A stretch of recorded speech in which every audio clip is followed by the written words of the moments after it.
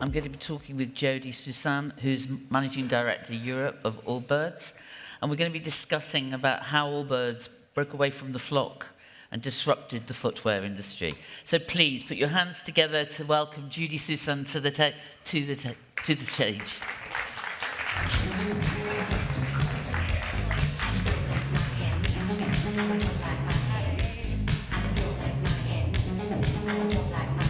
Thanks, Susie. Thank you very much, Jodie.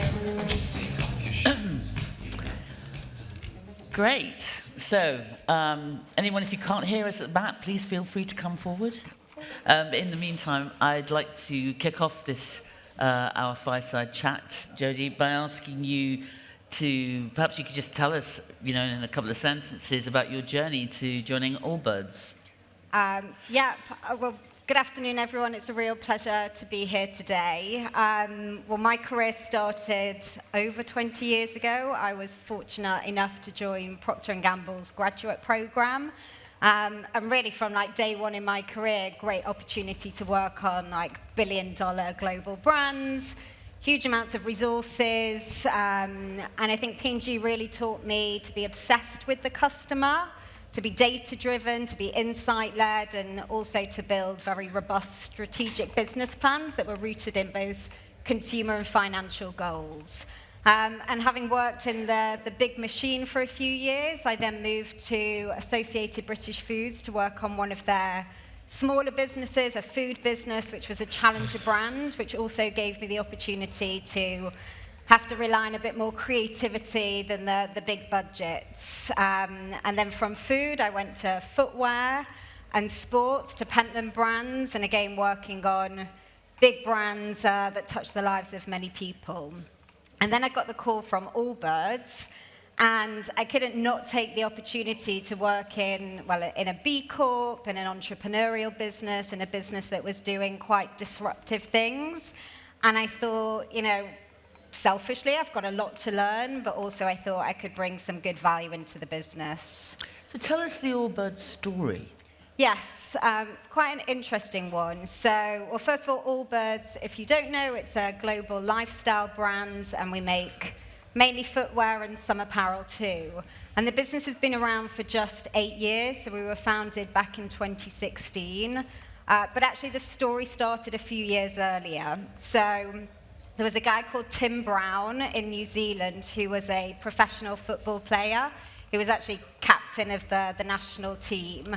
And obviously, being a sportsman, he was very familiar in the industry with lots of sportswear, apparel, and footwear, and had been gifted a lot and wore a lot. And he had a kind of creative mind, and he started to conceptualize a shoe and a brand that was not overly logoed. He didn't really like big, flashy branding.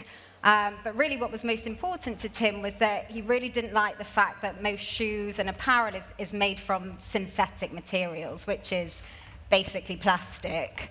And coming from New Zealand as well, a nice image behind me. If you've been to New Zealand, you'll know there's lots of sheep there.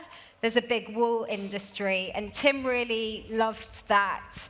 The magical properties of merino wool, like temperature regulating, sweat wicking, and so he started to kind of create this vision of shoes that could be made from wool, and primarily because they could be simple, more natural, and better than plastic.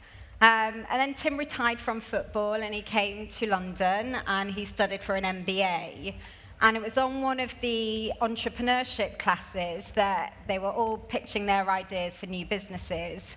And the professor took Tim aside, and he said, you are the most committed person in this class about this business idea, these wool shoes.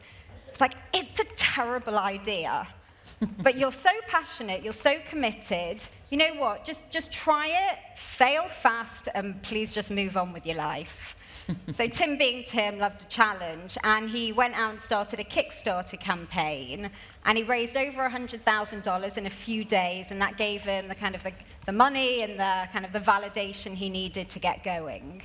And one of his investors was an American called Joey Zwillinger, who was an engineer and a renewables expert. And Joey also had this passion to try and disrupt the industry with more environmentally friendly materials.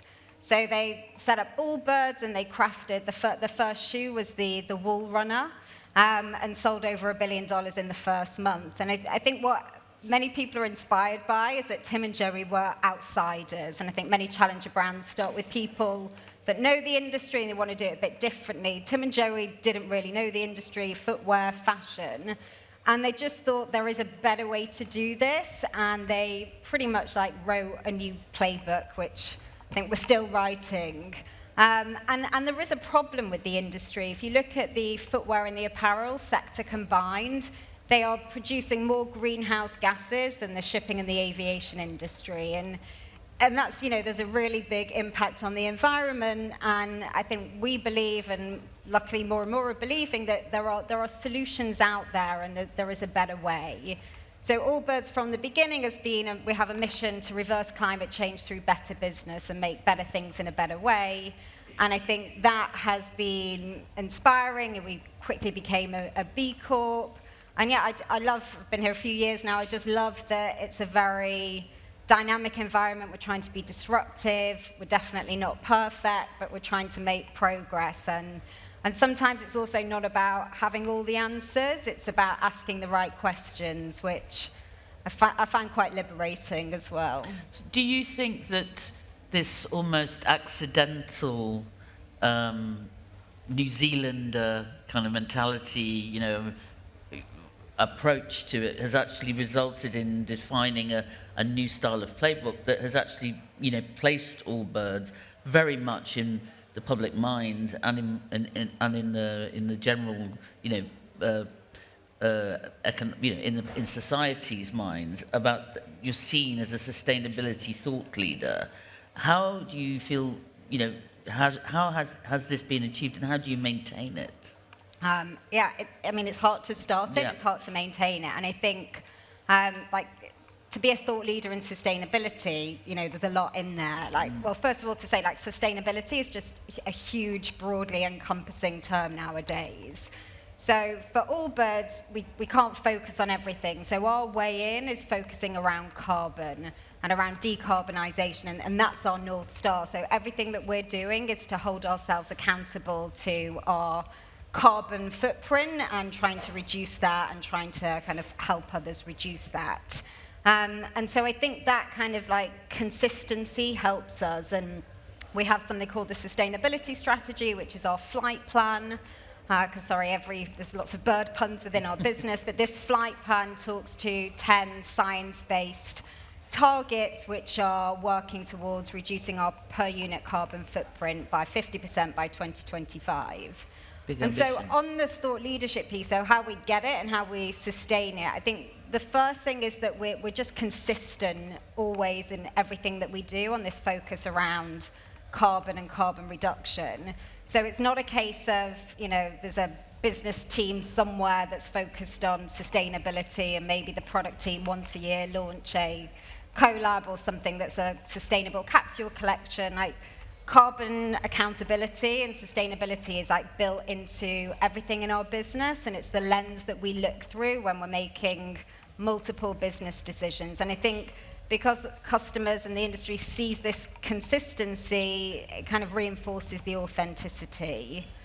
Then I think we are constantly innovating, so we're constantly thinking about what are better ways, what are new solutions. Early on in the beginning of our journey, we partnered with a Brazilian company. So we made the world's first carbon negative green EVA, which is the squishy, bouncy stuff in the shoes. And that's made using sugarcane, and most of the industry is made using plastic. And then we partnered with Adidas, a major global player, to co-create the world's lowest carbon footprint running shoe. Later this year, we're also launching the world's first net zero carbon shoe. And that's actually partnering with a farm in New Zealand where we can get regen wool. So it's always about innovating, but actually it's partnership ways into innovating. And then I think the third area that I think we're kind of a little bit famous for now is that we share our secrets.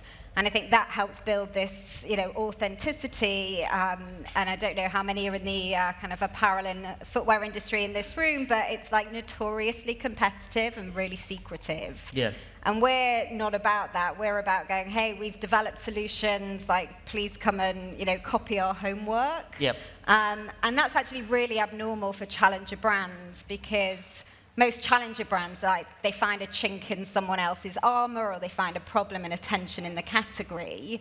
They bring a solution, and then they're constantly striving to stay differentiated.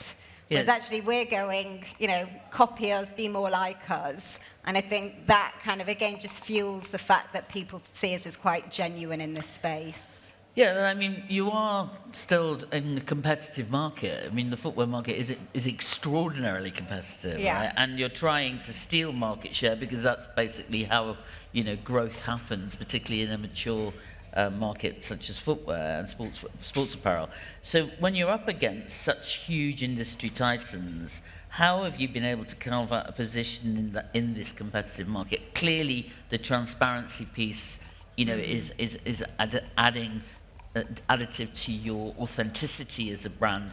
The backstory is really, really interesting, and the way that you are going around innovation is truly remarkable. But perhaps you can share some more secrets with us about how your marketing strategy works. Yeah, and we accept it's a competitive market, and obviously we're trying to grow our share. And I think to achieve our purpose, we also know that we need to build a healthy brand and a healthy business. And we do have big ambition, and we just don't have big budgets. So I think the first thing that we've learned to do is be as disruptive as we can in our marketing and our messaging. So back in 2019, we started to label all of our products with their carbon footprint. And we launched it with a campaign called We Pollute the Planet, and we have a label to prove it. And I think just that kind of more disruptive, unconventional approach kind of invited questions and got quite a lot of talkability and shareability. And then after that, we open sourced the life cycle assessment tool that any business can use to measure the carbon footprint of their products. And we released that with a campaign called Free the Footprint. And we actually wrote to leaders of our competitors to say, hey, we've got this, here it is, like, please join us in doing this to build transparency and allow consumers to make kind of like more informed choices. And like just being disruptive with the messaging and a little unconventional, like we don't have huge amounts of media to go behind it, so actually the earned media is really important. And then I think something else that we do when we don't have huge budgets is we foster a community of partners and like-minded individuals, and challengers do this a lot. So whether it's fellow fashion brands that are champions of sustainability, whether it's people immersed in the cultural space of if they're documentary makers making great films around inspiring hope around climate change, like we're always looking for kind of like advocacy and other people and other brands that can raise our voice, and it's kind of like a mutual back scratching. And I think, again, like consumers interact with brands so differently nowadays. It's not a straightforward funnel. Like that advocacy is definitely helping us. And then I think thirdly, similar to every marketer, it's just like how do you maximize synergy in all of your marketing spend? So the way that we look at it is when we have a good moment to really leverage, like how do we kind of like layer and sweat as much of the activation so the sum is much greater than the individual parts. So as an example, last year we launched we announced the prototype of the Moonshot Zero shoe in Copenhagen at the Global Fashion Summit. And then we quickly followed that on with a big pop-up in Selfridges. So we had a carbon concept store where it was the only place in the world that anyone could see this prototype. And obviously partnering with Selfridges, we leveraged their marketing firepower as well. And then we kind of went, okay, let's do some event programming, influencer marketing, and out-of-home campaigns. So we really looked at how do we like sweat this moment and just drive as much synergy as we could. And I think underlying the kind of the what of what we do, it's also the how. So it's the behaviors and the culture within the business. So this mindset religiously of collaborate over competition is really important. The culture is based on one of our key values, which is to live curiously. And I think the kind of like the what if thinking is always like encouraged within the business, so we can think creatively and think differently. And I think just typically we're always outside of our comfort zone. And I know it's really easy to say, but we really foster a culture where people feel empowered to raise a hand and throw new ideas into the mix. And I've heard people talk about psychological safety, but you really have to put the kind of the groundwork in to make people in the team feel comfortable trying new things. Well, we're running out of time, so I'm going to ask you just one question, if I may, and if you could keep it short, because we've got Mad Masters and Rory Sutherland coming on straight after us. But what if there was one piece of advice that you would give to any challengers out there, or even bigger brands who are keen to make more disruptive steps when it comes to positioning themselves as ESG, what would it be? This is probably a personal, but it does live in our business. I would say it starts with your people. And you're all leaders in this room. Like, think about how you really empower your people to live a bit more freely in the business and to find ways where they can really create new ideas and think a bit disruptively and not be like, well, it's been done before and we're not going to do it again. Like, role model the behavior as well. Like, we see this with Tim and Joey.